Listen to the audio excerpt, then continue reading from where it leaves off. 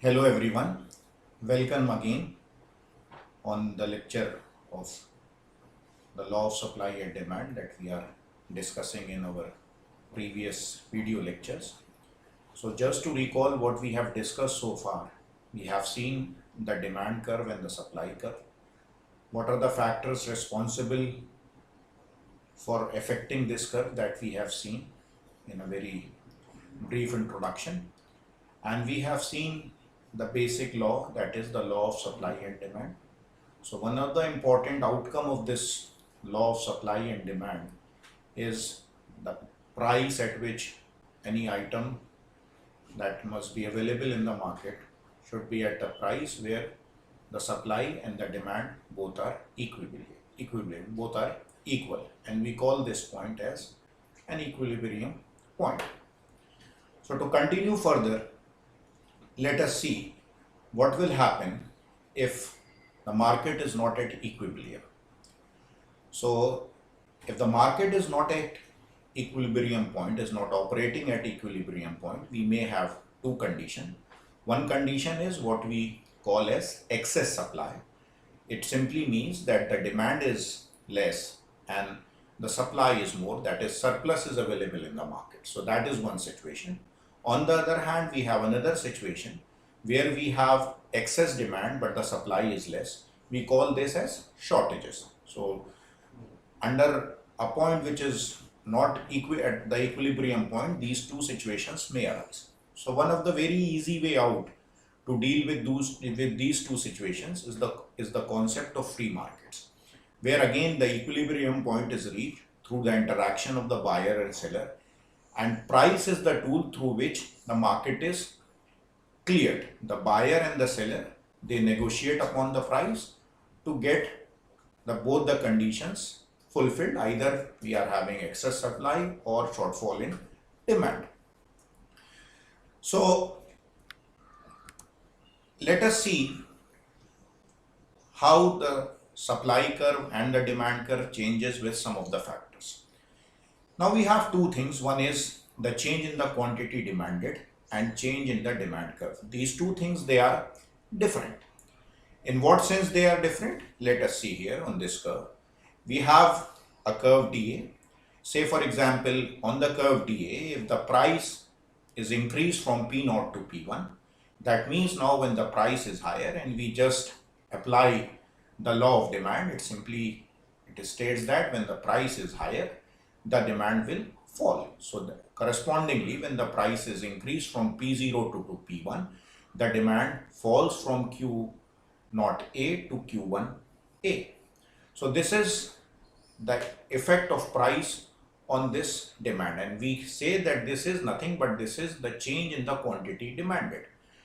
But we say, for example, if we have another curve dB, so this curve dB is basically representing the change in the demand curve, and the factors responsible for this change in the demand curve are not the price but other factors like income, accumulated wealth, what the price of any identical product which is available in the market. So it depends upon many other factors. So the change in the determinants of demand other than price causes a change in demand, or the shift of the curve from dA to dB. The curve may shift towards right of dA, it may shift towards the left of dA as well. So when demand shifts to the right, it simply means that the demand increases. This can be judged if we draw a horizontal line at any price P1, and the demand on the curve dA will be less as compared to dB if the curve is moving towards right. So for every price, if the curve is moving towards right, the demand is higher. So this is known as the shift in the demand curve, or the demand is higher for the same price. Now, if we see, this is the summary. That is, whenever there is a change in the price, we call this as the change in the quantity demanded, and this is nothing but movement along the curve as evident from the first figure. That is, whenever the price falls down, the demand increases, and whenever the price increases, the demand falls down. So this is the impact of price on the demand. However, apart from price, if other factors are coming into picture like income, preferences, price of other related goods, then all these factors basically change the demand curve. Rather, the curve will shift from DA to DB. It may be towards right, it may be towards left, depending upon how these factors, they are either on the higher side or on the lower side. We call this as shift of the curve.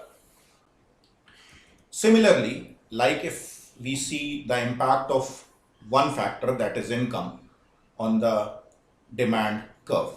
Say for example, if we are dealing with a normal curve, if the income increases, the general trend should be that in case of a normal good, if the income is higher, then the demand will be higher for a normal product. This is because of the fact that the curve is now changing from DA to DB. Like when we are having a higher income, the demand curve will shift from DA to DB towards right. Now, if we see here for any price level, say P1, the earlier demand was Q1A. Now this is changed to Q1B, and of course Q1B is higher than Q1A. Similar is the case if we take any other price. Now the second thing is, let us take up the case of an inferior good. So if the good is inferior and with the higher income, the demand curve will shift from DA to DB, and this shift will be towards left, because when the income is higher, the demand for the inferior good will fall down, and this is because of the fact that there is a shift in the demand curve. Now the demand curve is moving from DA to DB, and that shift is towards left. Now let us see one more factor that is responsible for this change in the supply and the demand curve. Let us take up a case of a product and two products which are related to this. Say hamburger is one product. So for a hamburger, the ketchup is basically a complementary product. So complementary product, if you just revise, are those products in which the demand of one is directly proportional to the demand of the other. Higher the demand of the hamburger, higher will be the demand for the complementary good. And for the substitute good, it is vice versa. That is, if the price of a good is higher, then the demand for the substitute good will increase. So that is the difference, and that we have seen when we have discussed the different types of goods.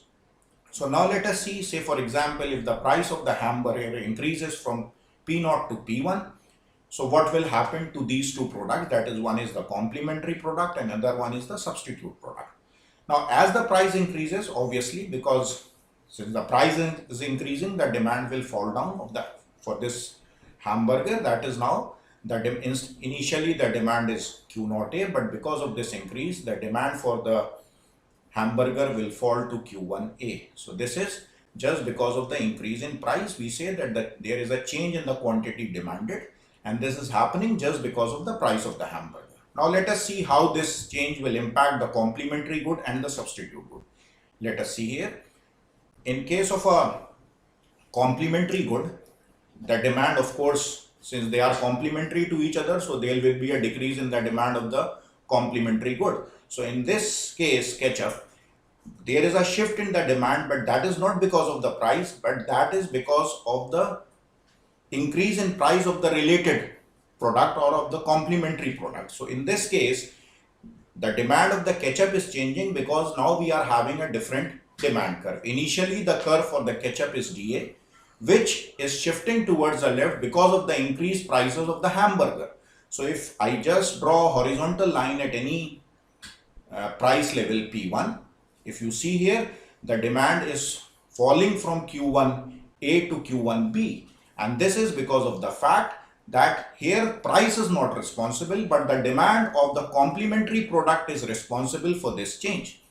Similarly, for the substitute, if we see, say when the price of the hamburger is higher, there will be a decrease in the demand, but this decrease in the demand will shift the demand curve for a substitute good towards the right. Now we have more demand for the substitute good, in this case, say the chicken burger. So that is because of the fact that now the demand curve is shifting from DA to DB. Now, if we draw at a horizontal line and a line at any price level, we will notice that the demand is on the higher side. That is not because of the price, that is just because of the related product, what we call as a substitute product. So similar is the case for the supply curve. We are having two things. One is the quantity supplied and the change in the supply curve. Again, from the supply viewpoint, if the price for any commodity or any product is higher, then the manufacturer wishes to supply more quantities in the market, because in that case profit margin is basically lower, is profit margin is same at a reduced level of volume. So this is what the manufacturer wants. So he always try to put more products in the market when the price of that particular product is higher. So this is simply what we call as change in the quantities supplied. However, apart from this, if other factors, income, price of related goods, raw material, technology, if all these things are coming into picture, then instead of change in the quantity demanded, we call this as the change in the quantity in the supply curve. So let us see, this is the primary difference between the two. If you see, if the change is because of the price, we call this as change in the quantity supplied, movement along the curve. And if other factors are coming into picture like cost of raw material, what we call as input prices, technology, or price of related good, this will lead to the change in the supply curve. The curve is now moving from SA to SB. It may move on the right hand side, it may move on the left hand side, and we call this as the shift of the curve. So this is all about very few implications of income and the related good on the on the supply and the demand curve. We will take up more in our next lecture, where we will discuss the market disequilibrium and how equilibrium is restored when we have a market disequilibrium kind of conditions. Hope you have enjoyed the lecture. Thank you very much.